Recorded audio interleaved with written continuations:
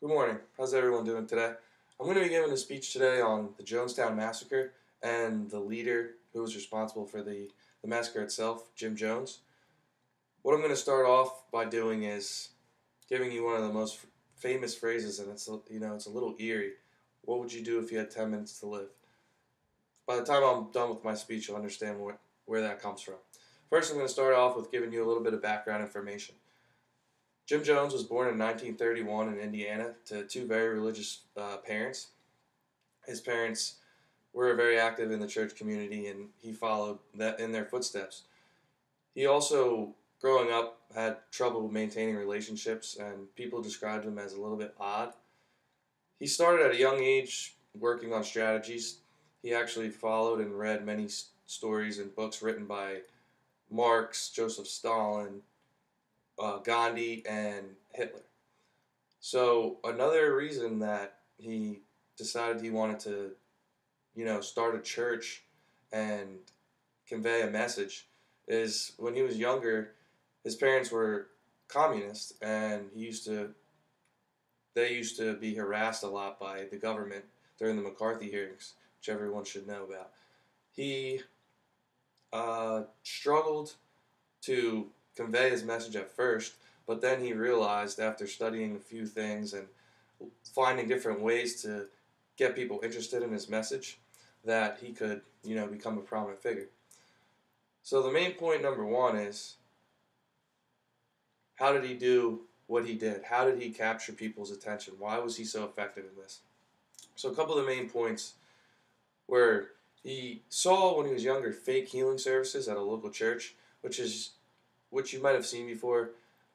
They take people, they make it look like they pray over the person, and the person's just magically healed. He used to set up things like that when he started the church, and that made people think that he had mythical powers.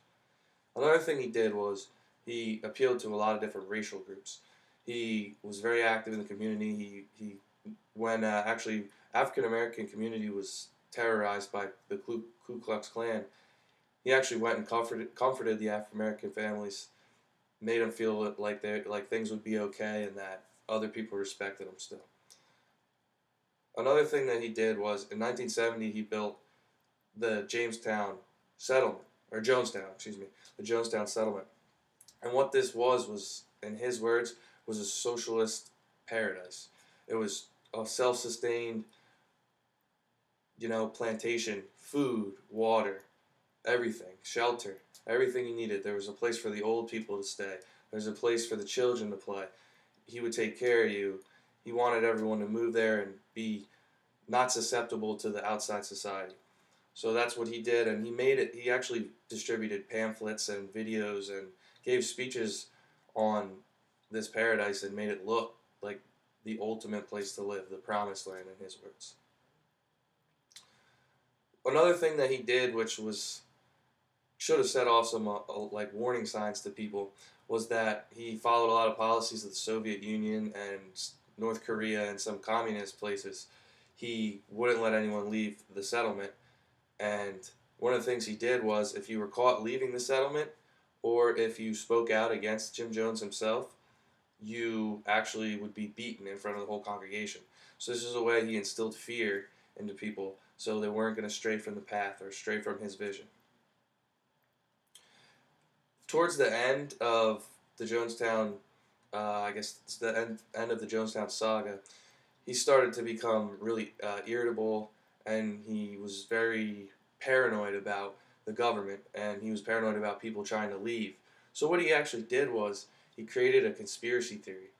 The conspiracy theory consisted of the fact that he thought government agents and FBI and all that were coming to the settlement and trying to attack and trying to break into the promised land.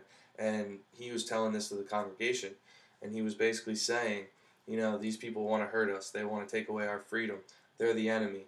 So don't try to go out past the settlement boundaries, because you will get killed, or you will be hurt, or you will be tortured.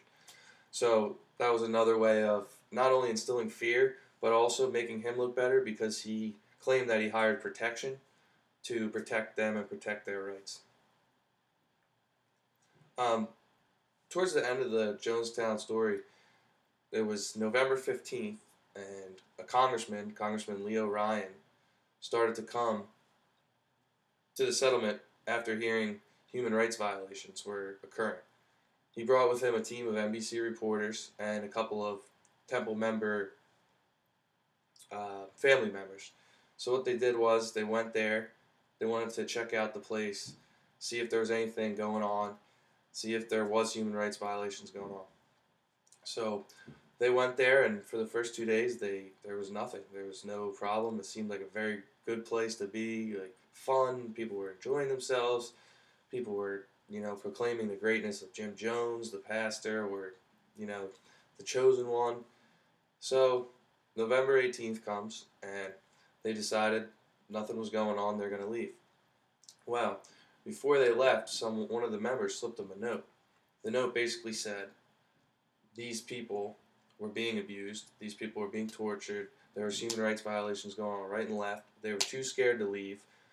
So what they did was they decided they were going to try to get out any people that wanted to leave. What ended up happening was once one person decided they were going to leave, the rest of them followed. They weren't scared anymore. Jim Jones was angered by this, and that's what led to the next point, you'll see the big death or suicide. So point 3 is, I call it the beginning of the end. What happened on November 18th was brutal by any means. When Leo Ryan, the congressman, tried to leave with these people, he got to the airstrip, tried boarding the plane to go back to the U.S., and he planned on coming back to get anyone else who was left behind that couldn't fit on the plane and wanted to come home. As they boarded the plane, Jim Jones hired brainwashed people who bought into his vision and bought into his view, who attacked the plane. They attacked the congressman. They started shooting. They opened fire on everybody. They killed 5 people right there and then. But that wouldn't be the end of it. What ended up happening next is eerie and creepy and, like I said, one of the scariest things in history. As you go back, meanwhile, while they were boarding the plane back at the settlement, Jim Jones called a meeting for everyone to come and gather and listen to something he had to say. What he did was, he had a meeting and he was talking about buying in, they bought into his view, his vision, so they listened to him, and what he said was, we need a revolution. We need to not let these people from the outside world change or affect us, and we are the best, and we are the chosen ones. So everyone in the congregation was forced to drink a purple liquid drink, not knowing at the time they were drinking poison. After everyone in the congregation drank, it was actually cyanide. It was laced cyanide. It was a drink laced with cyanide, which is poisonous to a human. And after everyone drank it, he basically said, "You have 10 minutes left to live." So that's coming back to how I started the speech. It's such a creepy and scary line. You have 10 minutes left to live. So these people listened to this guy. They followed this guy. They believed in this guy. They believed that he had their best interest in mind. And in the end, he had poisoned them. And some people started to cry. Some people started to yell at him. And other people were just in shock. They had no idea what to do. They had 10 minutes left to live. So, basically, in the end, what my main point is that anyone who maintains a position of power and can use strategic practices, tactics, whatever you want to call it, can brainwash people into believing something. And these people believed in him, and it ended up being one of the biggest tragedies in history. 909 people were killed that day, and until September 11th, 2011, it was the biggest tragedy in U.S. history. Thanks again for listening to my speech. Is there any questions?